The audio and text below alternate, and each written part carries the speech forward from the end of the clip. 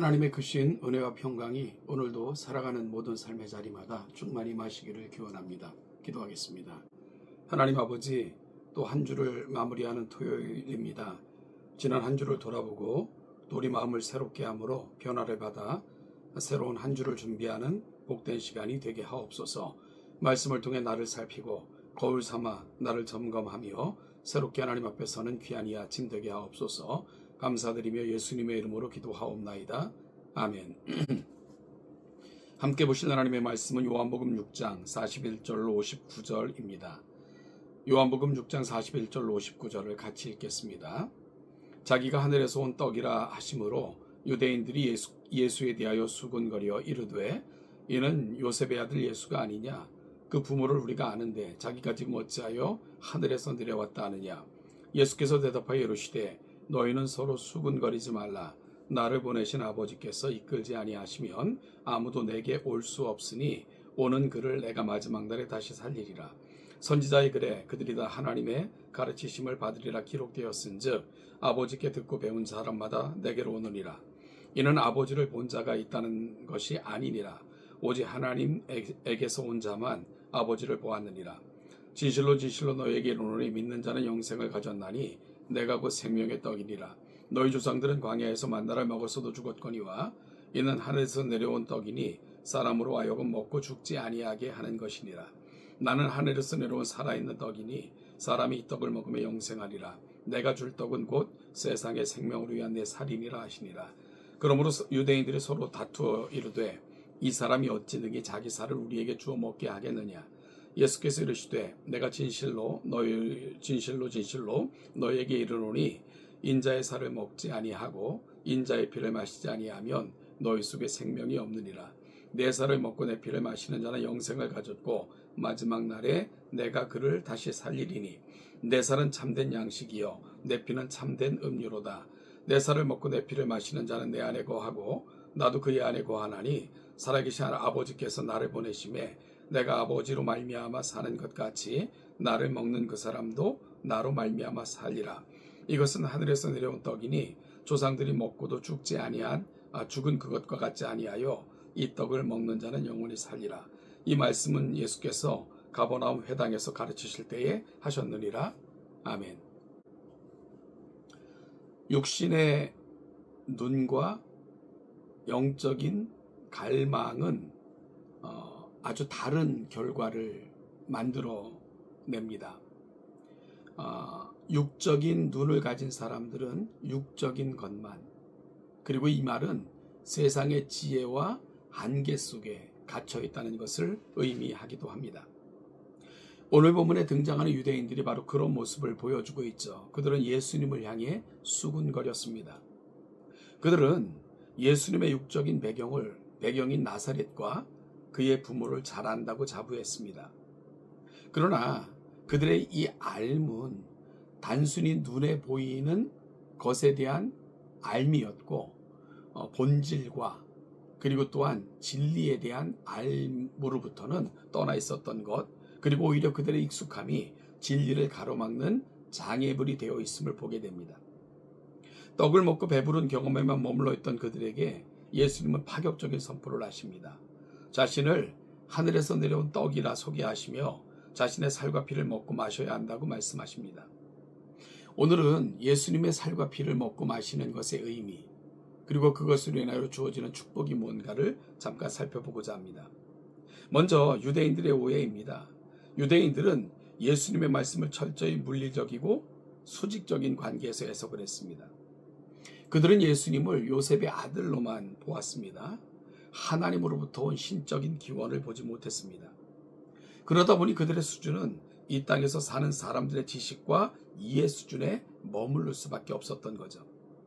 그래서 그들은 이렇게 말했습니다. 이 사람이 어찌 능히 자기 살을 우리에게 주어 먹게 하겠느냐라며 다퉜습니다. 그들은 이 말씀을 식인이나 물리적인 취식으로 오해했습니다. 이것은 땅에 속한 지혜를 기준으로 영적인 것을 이해하지 못하는 그들의 한계를 너무나도 분명히 보여주고 있었던 것입니다. 인간의 이성은 하나님의 주권적인 은혜가 아니면 결코 하늘의 신비를 경험할 수 없고 깨달을 수 없습니다. 예수님은 나를 보내신 아버지께서 이끌지 아니하시면 아무도 내게 올 자가 없다라고 말씀하십니다. 구원은 인간에 의해서 시작되는 것이 아닙니다. 그리고 인간의 능력으로 또한 취할 수 있는 것도 아닙니다. 전적인 하나님의 은혜이고 하나님의 견인이며 끝까지 보호하시는 그분의 인도하심에 달려있는 거죠. 예수님이 이들을 향해 이렇게 선포하십니다. 자신은 하늘에서 내려온 떡이며 사람으로 하여금 먹고 죽지 않게 하려 하심이라. 그것이 예수님이 이 땅에 오신 이유라고 설명하신 거죠. 그러면서 아주 놀라운 말씀을 주시는데요. 50절로 51절 말씀입니다. 이는 하늘에서 내려오는 떡이니 사람으로 하여금 먹고 죽지 아니하게 하는 것이니라. 나는 하늘에서 내려온 살아있는 떡이니 사람이 이 떡을 먹으면 영생하리라. 내가 줄 떡은 곧 세상의 생명을 위한 내 살이니라 하시니라. 여기서 예수님께서 내 살을 먹고 내 피를 마신다 라고 하신 말씀은 두 가지 핵심적 의미를 지닙니다. 첫째는 그리스도와의 신비한 연합입니다. 음식을 먹으면 그것이 몸의 일부가 되듯 예수님의 살과 피를 먹는다는 것, 마신다는 것은 믿음을 통해 그리스도와 하나가 되는 것을 의미합니다. 그래서 56절에서 이 말씀을 덧붙이고 계십니다. 내 살을 먹고 내 피를 마시는 자는 내 안에 거하고 나도 그의 안에 거하나니. 이것은 단순히 지식적인 동의가 아니라 전 존재가 그리스도와 연합하는 영적 실체를 말씀합니다. 둘째는 십자가 대속의 전적인 수용입니다. 성경에서 살과 피는 희생 제물을 상징합니다. 예수님은 자신을 유월절 어린 양처럼 온전히 내어주실 것을 예고하셨습니다. 우리가 그 살과 피를 먹고 마신다는 것은 예수님의 십자가 죽음이 나를 위한 것임을 믿고 그 공로를 전적으로 의지하는 믿음의 행위를 말합니다. 주님께서는 이와 같이 내 살을 먹고 마시는 것에 대한 의미를 설명하셨고요. 이런 자에게는 놀라운 두 가지 약속을 하셨습니다. 바로 영생과 마지막 날의 부활에 대한 약속입니다. 예수님은 이 생명의 떡을 먹는 자에게 내 살을 먹고 내 피를 마시는 자는 영생을 가졌고 마지막 날에 내가 그를 다시 살리리니 라고 말씀하셨습니다. 영생은 죽어서만 가는 미래의 장소가 아닙니다. 믿는 즉시 가졌고 상태가 됩니다.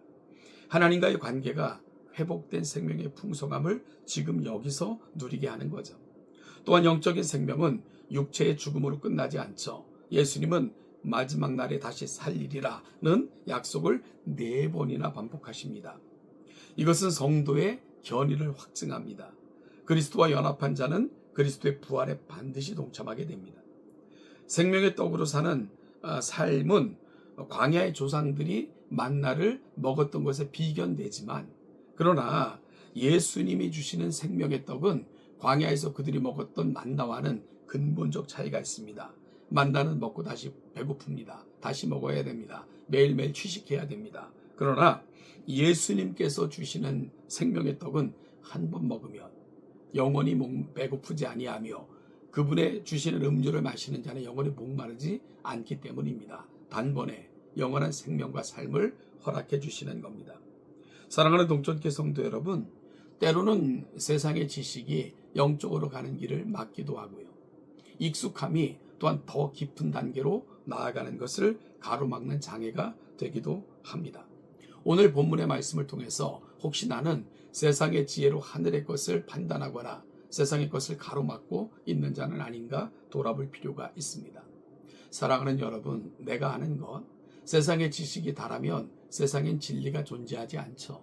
세상의 법칙들과 세상의 방식들은 늘 변하기 때문입니다. 따라서 세상은 정말로 본질을 가르치는 것이 아니라 본질을 찾아가는 그런 단계가 세상을 살아가는 삶의 의미일 것입니다.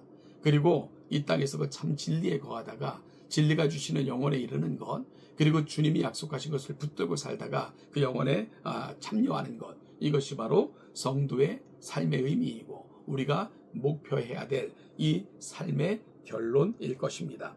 오늘 유대인들의 수준에 머물러 있다면 다시 한번 영적인 깊은 세계로 이 땅에 육신을 입고 오시기까지 그렇게 주시길 원하셨던 예수님의 신비의 그 연합에, 그리고 그 삶을 누리고 사는 일에 참여하시는 동천의 모든 성도들 되시기를 주님의 이름으로 축복합니다.